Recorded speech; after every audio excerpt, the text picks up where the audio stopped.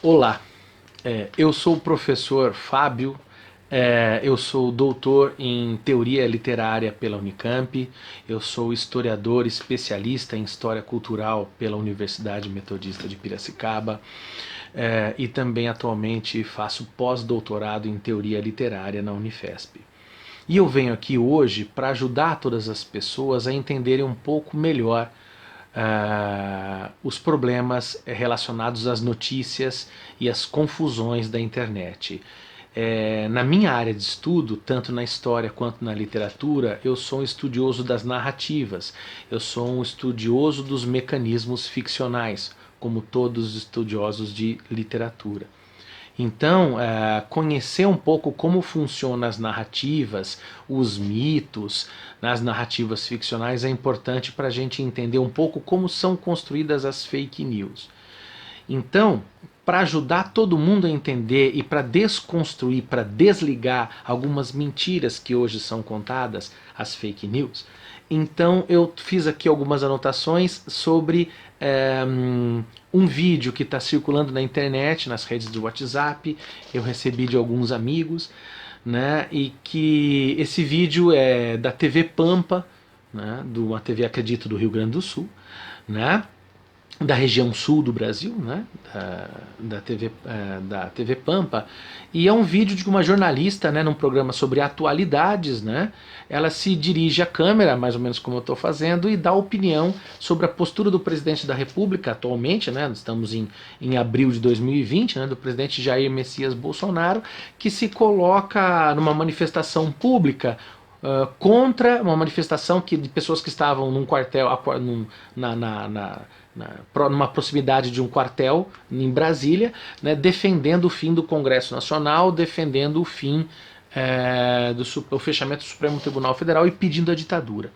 Essa jornalista vem a público dizer por que o presidente está correto e é preciso mostrar para as pessoas como justamente é o oposto. Essa atitude é errada e o que está acontecendo no Brasil. Então eu vou pegar ponto a ponto, eu fiz algumas anotações aqui e a gente vai entendendo ponto a ponto por que essas partes, essas notícias são falaciosas, são mentirosas, isso é fake news. Vamos lá. Primeira coisa que a jornalista fala, do papel político da OMS a favor da China. Não, a OMS é a Organização Mundial da Saúde. A Organização Mundial da Saúde não é a favor nem de um país nem de outro. Ela é a favor da saúde. É um órgão vinculado à Organização das Nações Unidas e que busca normatizar e regularizar todas as políticas públicas vinculadas ao bem-estar e à saúde da população em geral. Por quê? Porque um país pode ficar doente, pode passar doença para outro, pode passar para outro, e de um certo modo a crise de saúde de um país reflete na crise de saúde de outro país. Então essa não é a função da OMS. A OMS não tem função de polícia de julgar ou não o papel da China. Essa informação é mentirosa, né? Também fala que o vírus é chinês. Então, vírus não tem nacionalidade. Vírus é algo que nasce na natureza. Esse parece que nasceu num território que nós humanos chamamos de China. Mas o vírus não fala chinês, o vírus não fala português, o vírus não fala italiano.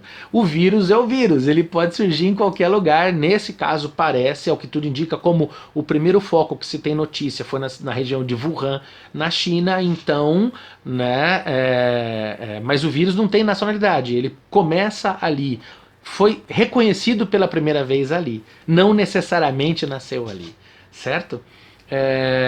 Outra coisa, a questão da política na pandemia. Ela diz que essa pandemia que está acontecendo, ela é algo simplesmente que se dá pela política, é a política que coordena a pandemia. Isso também não é verdade, né? O que a gente está vivendo é uma pandemia, é uma questão virológica internacional, é uma doença que se instaura nas pessoas e que ela não tem uma taxa de mortalidade tão ampla, mas ela tem uma taxa de contágio muito rápida. Então o que acontece? Ela lota hospitais e por vezes a pessoa que precisou do hospital até não por conta dessa virose vai acabar indo a óbito porque não tem lugar para ser atendida. Então a questão da pandemia, que aliás é o único momento, logo no comecinho do vídeo ela fala pandemia, depois ela não fala mais no problema de saúde, né? Um vírus que vem falar sobre a crise atual, mas não fala de saúde, é um problema, né? Ela fala que o vírus, que essa questão seria simplesmente política, e ela não é. Tá? Logo em seguida ela fala, estamos com o nosso, ela fala sobre a situação do Brasil e fala, né, sobre o nosso estado de quarentena e diz, nós estamos com nossos direitos cerceados, estamos presos em casa. Não, nós não estamos com nossos direitos cerceados, nós podemos sair de casa para fazer compras com máscara, luva e voltar rapidamente, higienizar tudo aquilo que a gente compra. Não há uma lei hoje que está proibindo as pessoas de estarem na rua. O que há é uma recomendação das pessoas se manterem em quarentena, há especialmente sendo pedido que se fechem os comércios, né? Existem leis para que sejam cessados muitas das atividades e que estejam abertas sim. Algumas atividades permanecem abertas, que são atividades fundamentais, como distribuição de alimentos, como os entregadores que estão trazendo alimentos, aliás, um dos nossos grandes heróis hoje, os profissionais de saúde, os profissionais de limpeza nos hospitais. Então, assim, essa quarentena ela não é um cerceamento da liberdade em termos jurídicos, ela é a manutenção necessária da vida, porque todo mundo se contagia ao mesmo tempo, destrói o nosso sistema de saúde. É preciso que todo mundo se contagie muito devagar para que o sistema público dê conta. Então esse conceito que ela usa, estamos com nossos direitos cerceados, isso está errado. Não estamos presos em casa. Isso não é uma prisão domiciliar. Isso é uma quarentena necessária para uma questão de saúde pública. Bom, ela diz, né, já passamos no Brasil por várias crises. Então, crise igual a essa nós nunca passamos. Em nenhum momento na história do mundo nós tivemos uma crise dessas proporções. A gente pode comparar sim com a pandemia que teve do influenza no início do século XX. Podemos fazer uma comparação meio forçada com a peste negra na Europa. Mas veja, a peste negra ficou retida na Europa em grande parte, né? E mediações, mas principalmente na Europa. O vírus influenza, que matou milhões de pessoas, mas ainda assim não se compara à escala de contágio do coronavírus. Por quê? Porque nós temos um mundo globalizado, com grande circulação de pessoas, nós temos o que hoje? Transporte de pessoas, de alimentos, de coisas por aviões, por navios. O nosso sistema logístico internacional é tão poderoso que ele permite uma propagação tão rápida do vírus, e de um vírus que é muito ágil na propagação. Então em nenhum momento da história do mundo nós não tivemos essa experiência, ela nos é nova, nós estamos buscando saídas de como resolver, e a melhor saída agora é se manter em quarentena. Essa informação de que já passamos, o Brasil passou, essa afirmação é afetiva para os antigos, né? Quando eu era mais jovem eu sofri bastante, eu também tive crises. Pois é, mas não igual essa. Né? Outra coisa, é importante lembrar que, segundo a jornalista, essa crise é uma questão política. Se não houvesse essa crise, nós não estaríamos tendo problema algum, e não é verdade. O Brasil já estava passando por uma crise de produção, o Brasil já estava enfrentando graves problemas de desemprego, de um PIB minúsculo, um pouco maior que zero, né? E ao contrário do que disse recentemente algumas declarações do presidente Jair Messias Bolsonaro, o Brasil não estava voando e estava indo muito bem, não. O Brasil estava indo muito mal, e justamente nesse momento de má gestão, de ineficiência da política econômica do ministro Paulo Guedes, ainda por cima a gente tem uma pandemia para nos rechaçar. É preciso que o Brasil tome medidas drásticas para proteger a saúde das pessoas, e daí proteger a economia, porque se não tem pessoas saudáveis, não tem economia saudável. Qualquer economista sabe disso basicamente. Outro item importante, o discurso da jornalista é: Bolsonaro tem um sistema contra ele, né? O que ela diz por sistema? Né? Bolsonaro tem o Congresso Nacional contra ele, né, a todo momento, mas isso é uma falácia, isso é uma mentira. Bolsonaro trabalhou durante 30 anos no Congresso Nacional quase não aprovou nenhuma medida, nem propôs nenhuma lei, uma vida parlamentar bastante pouco louvável, conseguiu colocar todos os seus filhos na vida, ou todos não, mas grande parte dos seus filhos na vida pública, né, com cargos políticos, né, e muitas vezes até colocando parentes de amigos em cabides de emprego, né, e funcionando com cargos, funcionando por meio da corrupção, né, como a gente vê hoje os inquéritos instaurados contra o Flávio Bolsonaro, filho dele, que é o chamado o esquema, né, das rachadinhas, em que amigos são colocados como assessores, mas parte do dinheiro desses assessores são cooptados pela família Bolsonaro para que ela se mantenha no poder. Ou seja, o Bolsonaro tem, e a sua família, uma história de políticos que vieram, que se consolidaram na história da política brasileira como uma família de políticos corruptos tradicionais. Bolsonaro é a velha política. Agora ele chega na presidência e como ele não consegue fazer tudo que ele quer, porque o presidencialismo que nós temos é um presidencialismo de coalizão. O presidente governa limitado pelo Supremo Tribunal Federal, ele governa sim juntamente com o Congresso Nacional, com a Câmara dos Deputados e o Senado, que seria liderada pelo Rodrigo Maia e Davi Alcolumbre. Então, faz parte do jogo democrático que o presidente atue de modo conjunto com essas instituições. Essas instituições não estão em oposição ao presidente. Na verdade, acabam limitando seus poderes porque o presidente não está atuando de maneira coerente segundo a pandemia e para a manutenção da saúde da população. Né? O presidente está agindo de modo irresponsável diante de uma pandemia. Certo? Então, essa oposição que ela põe, de um lado o presidente, de outro lado o Congresso Nacional e Supremo Tribunal Federal, é uma mentira. É o presidente que não está sabendo trabalhar junto com as outras instituições democráticas. A presidência da República funcionando junto com a Câmara dos Deputados e o Senado Federal, né, e o Supremo Tribunal Federal, isso se chama democracia. A democracia impõe limites para todos nós, né, deveres, né, obrigações e direitos, né? E entre os limites do presidente da República é respeitar e atuar em diálogo com essas instâncias.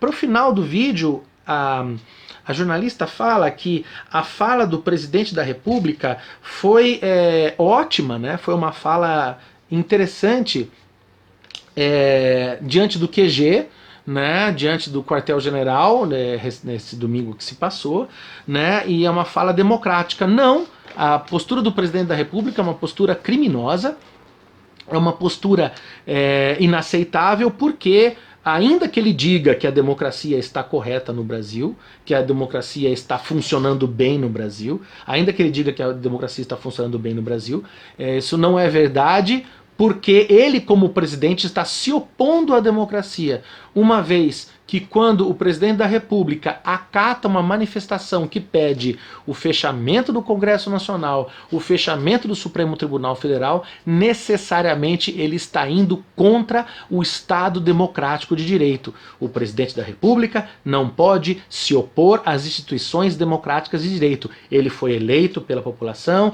assim como o Rodrigo Maia foi eleito pela população. Ele não pode se opor aos governadores dos estados, como João Dória, como, enfim, Witzel do Rio de Janeiro, como governadores do Nordeste, como o governador do Maranhão, Flávio Dino, porque todos foram eleitos pelo poder do voto, assim como ele.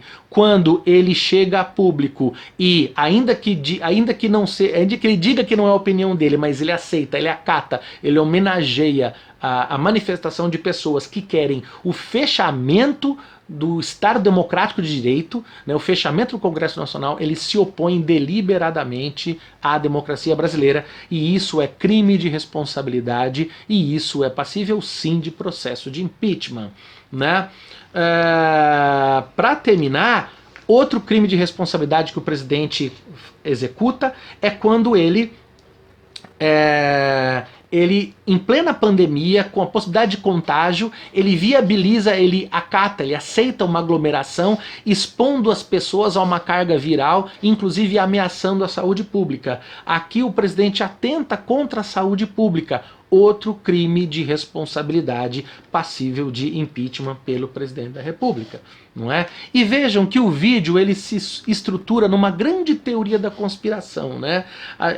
Esse vídeo coloca como sendo de um lado o presidente da República e do outro Rodrigo Maia, né, da Câmara dos Deputados, Davi Alcolumbre, do presidente do Senado Federal, o presidente da OAB, Felipe Santa Cruz, Organização Mundial da Saúde, as esquerdas, sabe-se lá do que ele está falando, né, o Supremo Tribunal Federal e os governadores como João Dória, ou seja, o mundo todo, a ONU, a OMS, o João Dória, todo mundo é esquerda e todo mundo é do mal, e só o presidente da República é o do bem. Eu gostaria de fazer a pergunta para quem está me ouvindo, quem está tendo essa paciência de me ouvir esse tempo todo. Será que é possível, faz sentido a gente imaginar que o mundo todo está errado, que essa crise viral não existe, que essa pandemia não é um problema de todos nós no planeta Terra, que ela não está matando pessoas nos Estados Unidos, que isso é mentira que mata na Itália, que isso é mentira que mata na Espanha, que isso é mentira que mata na Rússia, que isso é mentira que matou na China, que isso é mentira que mata no Japão? Tá todo mundo errado e a única pessoa certa do mundo é o presidente Jair Messias Bolsonaro. É possível imaginar isso? Não. Não é possível, não tem lógica narrativa, não é possível que o presidente Jair Messias Bolsonaro seja a única pessoa certa na história do mundo e no mundo todo mundo esteja errado, certo? Isso é uma lógica de criança que não aceita o presente, que recusa o brinquedo, que não quer a brincadeira e de modo bastante mimado, cheio de mimimi, como gostam de dizer alguns, não aceita o seu lugar, a sua condição e os limites que são impostos ao presidente da República. Por final, eu quero lembrar que a postura do presidente da República do Brasil hoje ela é criminosa porque incide contra a saúde pública, porque leva as pessoas à contaminação, né? E outra característica interessante no vírus é perceber que nesse vírus, nessa história, nessa narrativa, a jornalista ela fala de política, ela fala da opinião dela, desse fantasma da esquerda, dessa mega teoria da conspiração, mas ela se esquece de maneira muito profunda né, de falar da doença. É interessante que a palavra doença, o vírus, a saúde pública, bem-estar, saúde das pessoas, necessidade de baixar a velocidade do contágio, dados de saúde pública, dados de bem-estar social não aparecem no vídeo. Para ela, todo o problema mundial é um problema da política internacional que se opõe contra um suposto messias, que seria o Jair Bolsonaro. Essas argumentações muito radicais, que tornam tudo muito simplista, fáceis às crianças, como operando numa lógica de conto de fadas. Quando você para pensar na estrutura do fake news, ela é uma estrutura de conto de fadas, em que coloca um personagem do bem, simples, com extrema pureza, sendo ameaçado, né, por toda uma fantasmagoria, um conjunto de seres perversos e nocivos que querem dominá-la, e nós ficamos na esperança que no futuro o bem vença o mal, ainda que o bem seja frágil diante do mal. Isso é tão saboroso, isso é tão gostoso para nós, porque isto parece uma lógica de conto de fadas, uma Cinderela, uns sete porquinhos, né? Sempre a fragilidade do bem diante das destrezas do mal, mas o bem vai vencer no final da história e seremos felizes para sempre.